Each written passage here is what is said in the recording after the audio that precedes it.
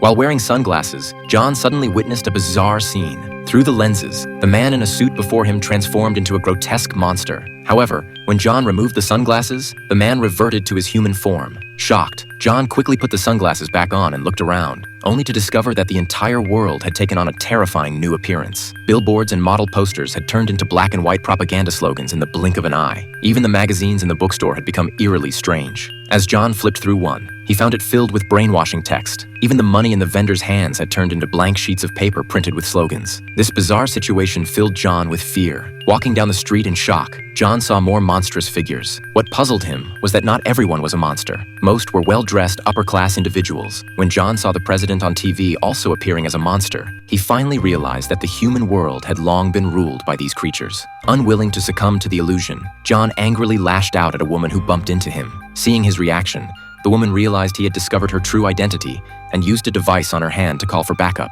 John looked around and saw a large group of monsters closing in on him. He quickly fled, but the police soon pounced on him. They, too, were monsters. As the police prepared to draw their guns, John struck first, knocking one of them down. After dealing with the officer, John walked confidently down the street, unaware that he had become a wanted man. To evade capture, John took Annie hostage in a parking lot. Under his threat, Annie cooperated fully, helping him escape the police. With nowhere else to go, John ended up at Annie's house, where he tried to explain the truth about the world to her. Of course, Annie didn't believe him. Just as John attempted to demonstrate how the monsters hypnotized humans, Annie pushed him out the window and called the police. Fortunately, John managed to hide before the police arrived. Desperate, he went to a construction site to find his friend Fred. However, Fred believed John was a murderer. To convince Fred, John returned to a garbage dump and retrieved the remaining sunglasses. When Fred put them on and saw the truth for himself, his arrogance vanished. Too afraid to return to work, Fred followed John to a hotel to hide. Fred wanted to learn more about the monsters, but John knew little. Fred realized that the only way to understand everything was to find members of a resistance group. Due to copyright issues, the film ends here. Its title is They Live.